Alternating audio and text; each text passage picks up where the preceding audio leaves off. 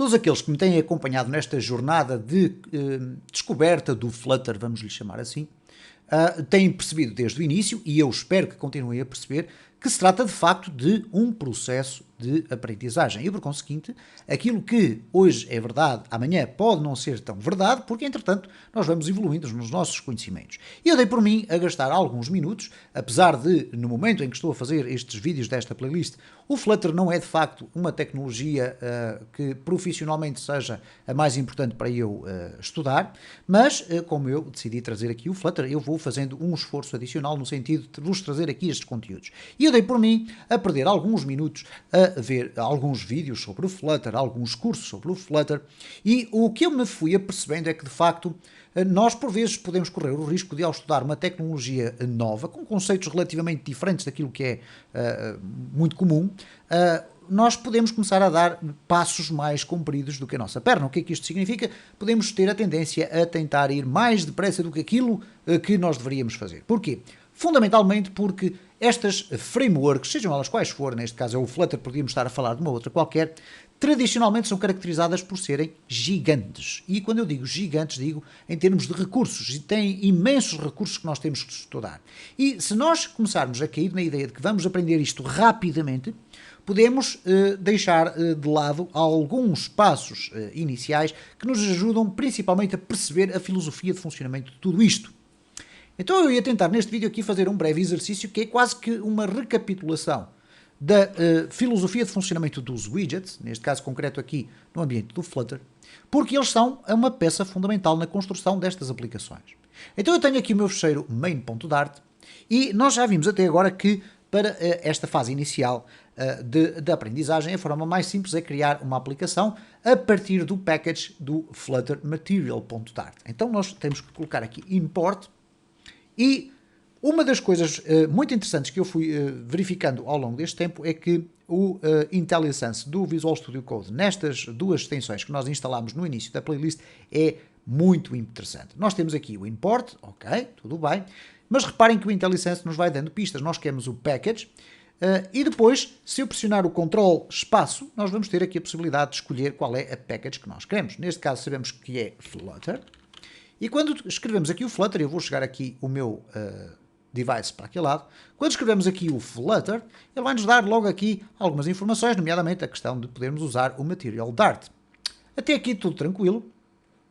O que nós vamos ter que fazer a seguir então é criar a minha classe que vai ser a minha aplicação. Mas em primeiro lugar nós vamos começar a ver muito isto. Void main é o método inicial para a execução da minha aplicação e que vai ter aqui uma arrow function, que vai ter o método runApp, e dentro do runApp eu vou dizer qual é o widget principal da minha aplicação. Eu vou-lhe chamar minha app, e é como se estivéssemos a criar uma instância de uma aplicação, ou neste caso de um widget. Ora, o que é uma instância? Para quem chegou a esta playlist e não está familiarizado com alguns conceitos de programação orientada por objetos, uma instância significa a criação de um objeto a partir de uma classe. Uma classe é como se fosse uma forma, onde vocês colocam lá dentro um conjunto de propriedades e métodos, e a partir dessa forma vocês podem criar múltiplos objetos. Não têm que criar múltiplas classes com a mesma forma. A forma é uma classe em si, mas podem ter essa classe multiplicada por imensos objetos, e depois cada um desses objetos vai ter características específicas. Ora, neste caso, nós estamos a criar aqui então um runApp da minha app, e para que a minha app possa existir, nós temos que criar então esta classe. Nós temos aqui um quick fix, e se vocês repararem, estas questões do IntelliSense podem ser uma forma muito rápida de nós podermos avançar no desenvolvimento do nosso código. Quando eu vejo que existe aqui um erro e venho aqui colocar o meu cursor por cima da minha app, vocês têm aqui o Pick Problem, e eventualmente vai-vos levar para uma área documental que vos vai explicar porque é que este erro está a surgir ali, mas também tem um Quick Fix, isto é, há uma interpretação por parte da plataforma no sentido de dizer, ok, eu sei o que é que falta aqui, vamos ajudar. Então quando eu faço o Quick Fix, ele dá-nos aqui duas opções, Create Class e o Create Function. Bom, eu aqui quero criar a minha classe, minha app, e quando eu selecionar aqui esta opção, reparem, ele automaticamente me vai adicionar aqui este conjunto de código. Bom, ainda assim nós continuamos a ter aqui um erro. Desta feita o erro já é diferente. The argument type minha app can't be assigned to the parameter type widget. Bom, o que nós temos aqui basicamente é o seguinte, ele está-nos a dizer que o que tem que ser executado aqui dentro é um widget. E esta minha classe ainda não é um widget. Porquê? Porque ela não é uma extensão, isto é, ela não é baseada ou criada com base num widget. Então por isso nós vamos colocar aqui extends e vamos criar aqui um stateful widget. E como podem agora observar, o erro deixou de existir ali em cima, passou a existir aqui em baixo. E é importante continuarmos a verificar o que é que o IntelliSense nos permite fazer. E reparem, eu não vou sequer formatar o meu código, não vou abrir aqui espaços, não preciso de fazer rigorosamente nada disso. Eu vou verificar agora o que é que se passa aqui com a minha app. E ele diz-me o seguinte, está a faltar uma implementação concreta que é necessária para que esta minha classe, minha app, que é uma extensão de uma outra classe que faz parte do material.dart, para que ela possa de facto estar corretamente escrita com aquilo que é o básico. E ele diz-me basicamente o seguinte, você precisa de fazer um create state. Bom, ok, eu posso escolher a opção quick fix. E ao clicar no quick fix, nós temos aqui o create one missing overrides. Ok? Nós já não queremos criar a classe, já não queremos criar nenhum método específico, nada. Queremos é que ele nos solucione tudo isto. E reparem, eu vou clicar aqui e ele automaticamente vai colocar-me aqui este conjunto de código. Bom, nós temos aqui, obviamente, um sublinhado diferente, já não se trata de um erro. Ele basicamente está-nos a dizer que há um to-do. E um to-do significa algo a fazer, que é, neste caso, implementar o create state. Ora, eu posso simplesmente aqui fazer a eliminação de tudo isto e nós deixamos tecnicamente ter erros na nossa aplicação, embora retornemos aqui um nulo. Bom, nós vamos verificar agora aqui o que é que nós vamos ter que devolver e eu vou devolver o seguinte. Bom, na sequência do vídeo anterior nós verificamos que este tipo de widget é um widget que permite ter aquilo que se chama um state, ou um estado. Okay? E o estado é um mecanismo que nos permite conter propriedades com valores, isto é, variáveis que nós podemos ir alterando ao longo do funcionamento da nossa aplicação.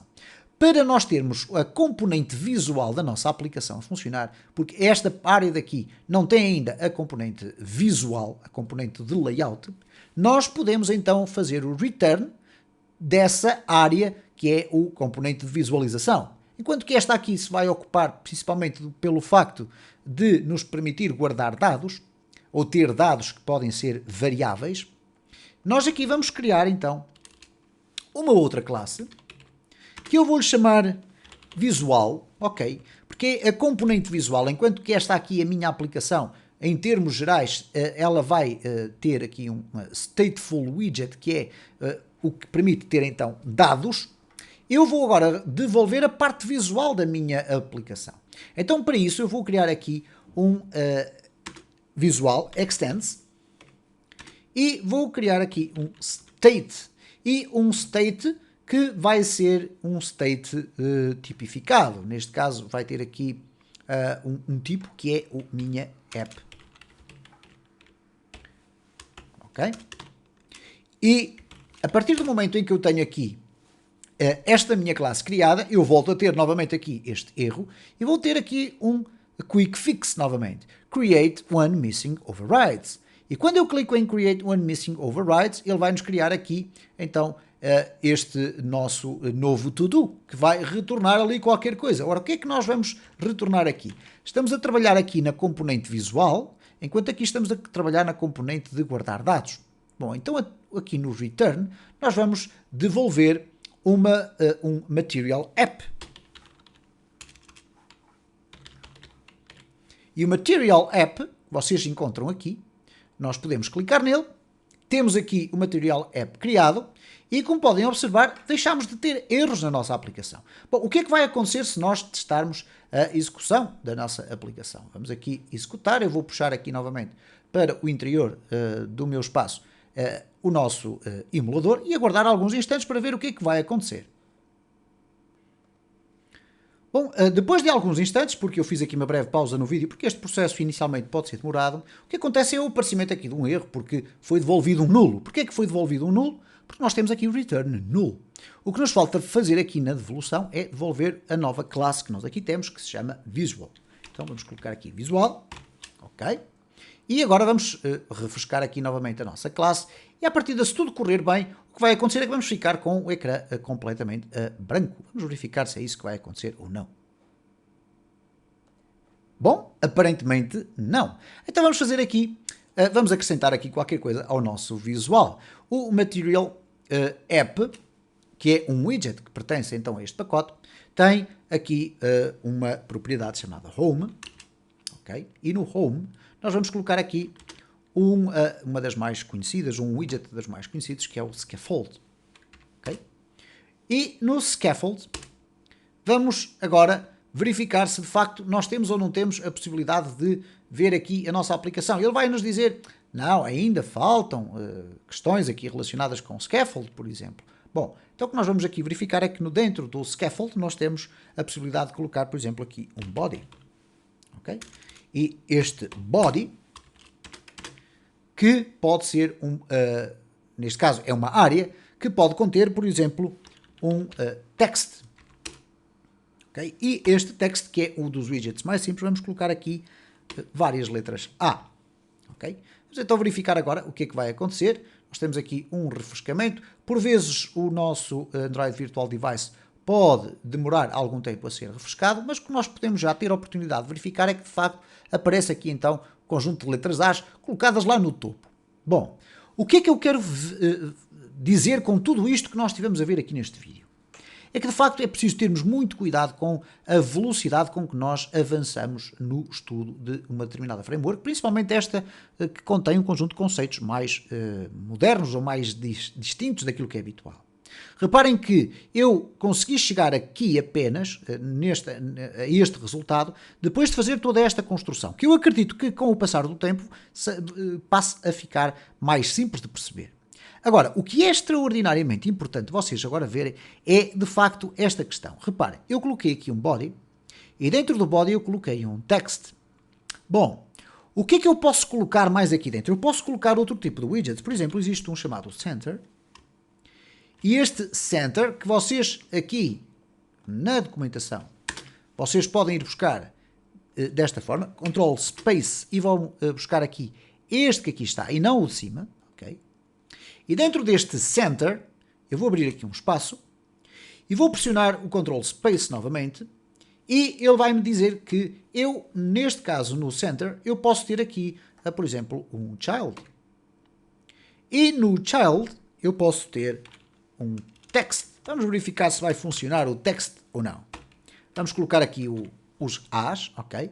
Vamos aguardar para que seja executado e reparem o que é que foi acontecer aqui. Então, este Center, neste caso, se nós colocarmos aqui o cursor por cima da documentação, ele vai dizer creates a widget that centers its child. Isto é, cria um widget que vai centrar os seus filhos. Ora, o seu filho, neste caso, nós dissemos que era um text, mas nós poderíamos fazer aqui algo mais elaborado. E aquilo que eu vos aconselho, de facto, a fazer neste percurso de aprendizagem é vocês irem brincando um bocadinho com estes widgets mais simples.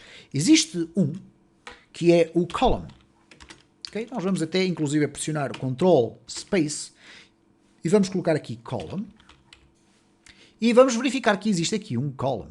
Este column tem aqui um conjunto de representações diferentes. Porque se eu agora pressionar o Ctrl Space e escrever children, isto é, nós temos dentro do body um widget que centra tudo e cujo seu filho é um outro widget que contém uma lista de filhos, children. Child é um filho, children são múltiplos filhos. Bom, e o children tem aqui então um tipo especificado. Eu vou pressionar o tab e reparem, temos aqui children, que na prática é uma coleção de widgets. Bom, esta coleção que vocês podem verificar aqui, que é abertura e fecho do parênteses reto, nós podemos colocá-la da seguinte forma. Imaginem, text. Se eu não conheço mais nenhum widget simples, eu posso ir testando estes. Reparem, vou colocar aqui uma vírgula para criar o segundo elemento desta minha coleção. Isto, para quem está familiarizado com os arrays, é muito simples de perceber. Okay? Então eu vou agora, já estou a fazer aqui a geneira, vamos aqui colocar estes 3 widgets e vamos colocar aqui só letras B e só letras C. E agora vamos esperar que o nosso sistema faça a sua atualização. Reparem o que é que aconteceu. Ele, neste caso, centrou, mas uma vez que temos aqui dentro do Center Child, temos aqui um outro widget, ele foi colocar lá em cima, apesar de estarem centrados ao centro. Bom, como é que nós podemos aqui tirar esta confusão que aqui está? Eu vou colocar aqui no Scaffold, antes do Body, vou colocar um App Bar, que nós já vimos também em vídeos anteriores. E tradicionalmente o App Bar é constituído por um widget, isto é, a área do App Bar, que é uma área dentro do Scaffold que está cá em cima, é tradicionalmente ocupada por um widget chamado, isso mesmo, App Bar. E vocês encontram-no aqui, ok? E no App Bar, se nós o deixarmos ficar simplesmente assim, vamos verificar o que é que vai acontecer. Reparem, foi adicionada uma barra lá no topo. Bom, e obviamente por um stack de posicionamento vertical, o resto dos componentes foram colocados mais abaixo, até porque o App Bar fica no topo e o Body fica por baixo. Então nós temos aqui o App Bar, que é esta área, e o Body, que é esta daqui. Dentro do Body nós temos o Center. O Center diz, vamos centrar o conteúdo, portanto não tem uma apresentação visual, a não ser que tenha conteúdo. E qual é o filho para ser centrado? É este widget column, que tem como característica ser também um widget de organização de layout. E ele vai organizar em colunas os nossos children. Neste caso, uma coleção de widgets, que poderiam ser widgets diferentes. Podíamos ter um texto, uma imagem, um botão, 3 botões, 4 botões, 10 botões. Reparem, por exemplo, nesta circunstância, se eu alterar de column para row, vamos aqui refrescar e reparem que neste caso a row passou a ser uma organização da coleção dos widgets que lá estão dentro, mas desta forma. E portanto, com este tipo de experiências e com mais algumas que nós iremos falar aqui no próximo vídeo, nós vamos começando a perceber que é fundamental num processo de aprendizagem, perceber qual é a ideia que está por trás de quem pensou a forma como esta framework funciona.